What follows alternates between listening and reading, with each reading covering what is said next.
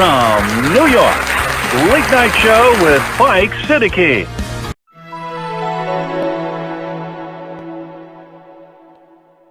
Dear respected brothers and sisters in Islam, another chance for us to give for the sake of Allah subhanahu wa ta'ala. Our fundraising dinner, inshallah, is coming soon. Please put it in your calendar.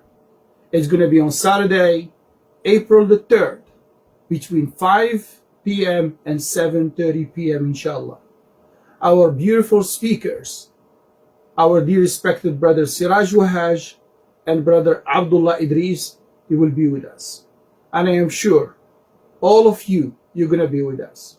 All of you, you're going to join us inshallah, and we will have a successful night inshallah, like you have been doing for so many years. Jazakumullahu khairan. See you soon inshallah on April 3rd. Assalamu alaikum wa rahmatullah. अस्सलाम वालेकुम साहिबों, senate के election complete हुए। क्या आप इसको election कह सकते हैं? ज़मीर के सौदे क्या जमहूरियत कहलाई जा सकती है? ये फ़ैसला आप ख़ुद कीजिए। हकीकत क्या है? हकीकत ये है कि मगरबी ममालिक में जहाँ जमहूरियत है, जहाँ से हम पाकिस्तान में जमहूरियत लाए हैं, वहाँ वोट डालने वाला अपनी किस्मत और अपने मुल्क की किस्मत का फ़ैसला वोटर करता है। पाकिस्तान में यही फ़ैसला वोटर नहीं, वोट ख़रीदने वाला, वोट काउंट करने वाला करता है। ये तो है हकीकत। कुछ लोग एग्री ना भी करें तो भी हकीकत विल रिमेन, यही हकीकत यही है। अच्छा, अब आप ज़रा गहराई में उतर के जायज़ा लीजिए। देखिए कि इस इलेक्शन में आपने क्या चीज़ देखी। सेनेट के पहले मरहले के जो इलेक्शन थे उसमें खुलकर रकम लगाई गई।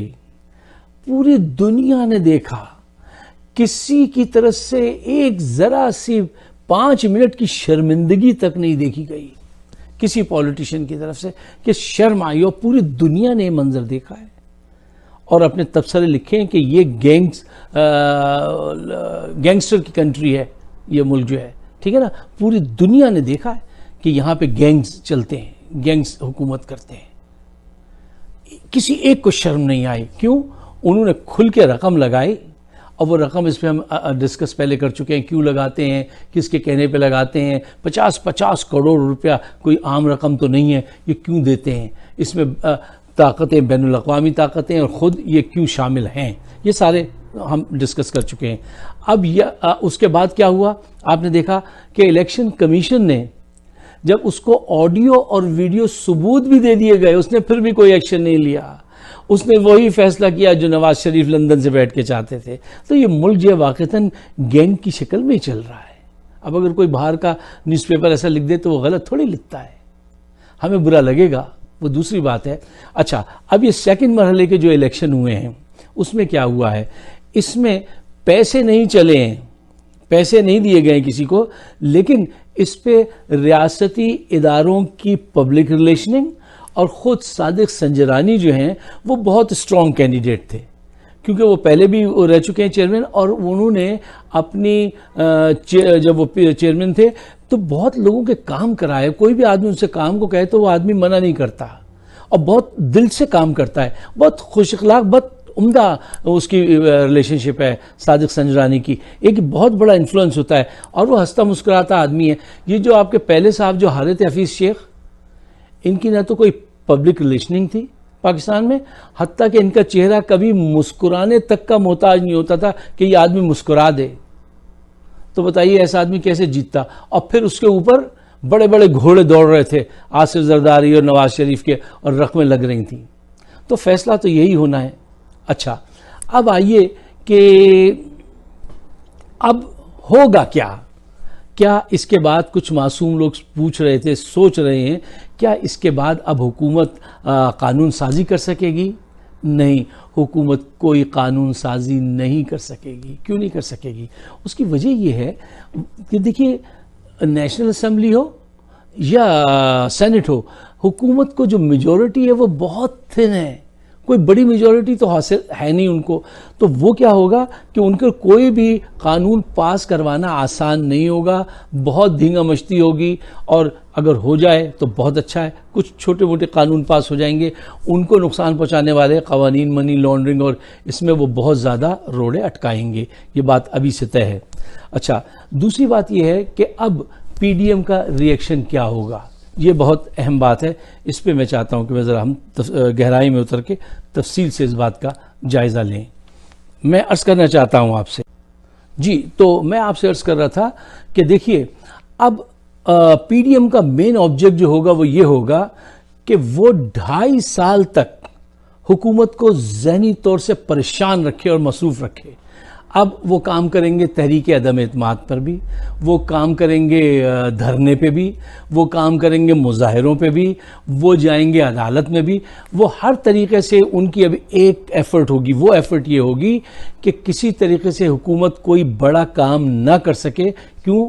उसके बाद इलेक्शन होंगे 2.5 साल के बाद, तो वो उसमें उसके लिए कोई अच्छा सबूत ना प्रोवाइड कर सकें। अच्छा, होता क्या है, देखिए अब जैसे 2.5 साल रह गए, 2.5 साल में से अगर आप ज़रा सही तरह से जायज़ा लें, 1.5 साल ही रह गया, क्योंकि आखिरी साल जो होता है वो तो ऐसा होता है कि वो बड़ी तेज़ी से गुजरता है और वो इलेक्शन का साल होता है। तो जो कुछ भी काम करना है वो इस 1.5 साल में करना है। हुकूमत अभी तक कोई बहुत बड़े काम नहीं कर सकी है। क्यों? इमरान खान साहब के पास दयानतदारी है, लीडरशिप है, सच्चाई है, विजन है, लेकिन एक मजबूत टीम नहीं है, इसका इकरार करना चाहिए। मजबूत टीम, काम करने वाले मुतहर्रिक लोग जो है ना वो नहीं है। अच्छा, अब अगर इस 1.5 साल में वो ज़ाती तवज्जो दे के 2 कामों को किसी तरह से अचीव कर लें, एक काम जो बड़े पैमाने पे घर बनाने का था, अगर उसको आधा भी अचीव कर लें तो यकीन कीजिए लोगों का बड़ा भला हो जाएगा और सियासी तौर से आपके लिए बहुत भलाई का काम हो जाएगा। दूसरा काम जो हेल्थ कार्ड का आपने केपी में किया है, वही अगर पंजाब में, सिंध में आ जाए, बलूचिस्तान में, तो उससे बहुत बड़ा जो है बहुत बड़ा सियासी फ़ायदा आपको होगा और आवाम को फ़ायदा होगा। इन 2 कामों पर अगर तवज्जो दे, अब ये दिन रात आके ये तकरीर नहीं कीजिए कि वो मैं इनको एनआरओ नहीं दूंगा, वो तो सबको पता हो गया है, आपकी बात पे हमें यकीन भी हो गया है कि आप एनआरओ नहीं देंगे। अब काम कीजिए। अब काम कब होगा मुझे ये बताइए। ये 2 प्रोजेक्ट जो हैं इस पे दिन और रात सर्व करने चाहिए और इसको पाए तकमील तक पहुंचाएं। मैं कहता हूं दोबारा, अगर इसको पाए तकमील तक नहीं पहुंचा पाए, 50% भी कर लें तो भी आपकी जो है वो जीत होगी, बहुत बड़ा कारनामा होगा इस मुल्क के लिए। और आप कर सकते हैं अगर आप खुद ज्यादती उसमें दिलचस्पी लें सुबह से शाम तक, वरना और कोई आपके सामने ऐसा नहीं है जो आपके कहने के बाद ये काम शुरू कर दे। वहां तो मैंने देखा है लोग बैठे रहते हैं कि अब प्राइम मिनिस्टर कराची आएंगे तो बताएंगे नेक्स्ट क्या काम करना है। कोई अपनी अकल लड़ाने के लिए तैयार नहीं है, ये काम आपको खुद करना पड़ेगा। आखिर में एक बड़ी दिलचस्प बात आपने सुनी होगी, यार इस खातून का दिमाग ही ख़राब है बेचारी का, मरियम नवाज का। फरमा रही है ये जो सेनेट में इलेक्शन है ओपन बैलेट होने चाहिए।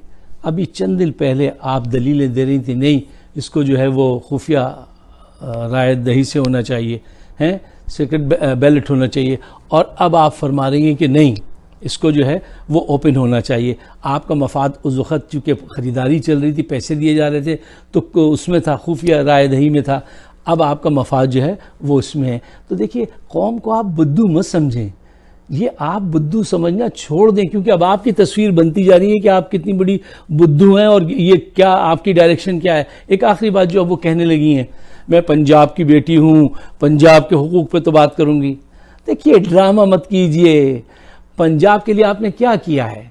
पंजाब से आपने फीड किया अपने आप को, आपने लूटा है, महल बनाए हैं, बड़ी बड़ी बिजनेसेस बनाए हैं। पंजाब में गुर्बत जैसे पहले थी वही गुर्बत आ जाए, सिर्फ नुमाइश के लिए कुछ चीज़ें लाहौर में बनाई, वरना पंजाब को अक्सर लोग अब्यूज़ करते हैं और कहते हैं, इल्ज़ामात लगाते हैं। हकीकत यह है, सच्चाई से अगर आप देखें, पंजाब का गरीब भी इतना ही गरीब है, इतना ही लाचार है जितना अंदरून सिंध का है, इतना ही अंदरून पंजाब का है। इन्होंने पंजाब से लूटा। पंजाब में इनका क्या है मुझे बताइए? अब्बा जी बाहर हैं, भाई दोनों बाहर हैं, बैंक अकाउंट्स बाहर हैं, इनका मेकअप का सर्जरी सामान बाहर है, इलाज बाहर है, ईद बाहर, लंदन में, हर चीज इनकी लंदन में है। पाकिस्तान तो एक बिजनेस प्लेस है इनके लिए, जहाँ पे आना है, रकम लूटनी है और ले जाके वहाँ पे ऐश करना है। इसके अलावा क्या है? वरना क्यों नहीं आ जाते भाई यहाँ पर आपके? अब्बा जी क्यों नहीं आ जाते यहाँ पे? अब्बा जी तब आएंगे जब देख लेंगे सारे रास्ते क्लियर हैं और अब डाका डाला जा सकता है। तो ये आवाम सब चीज़ें देख रही है। अक्सर ये भूल हो जाती है पॉलिटिशियन से, इनसे बहुत खास करके हो रही है कि आवाम नहीं समझ रही और हम जब तक उनको चाहें फूल बनाते रहे। नहीं, not all the time all the people. बात सुना होगा आपने। तो ये अब आपका वक्त ख़त्म हो रहा है, तो उसको तासुब के गंदे तालाब में फेंक कर मत जाइए। ख़वातीन हज़रात, अगर आप मुझसे मेरी बातों से एग्री करते हैं तो इसको शेयर ज़रूर कीजिए। आप सबका बहुत बहुत शुक्रिया।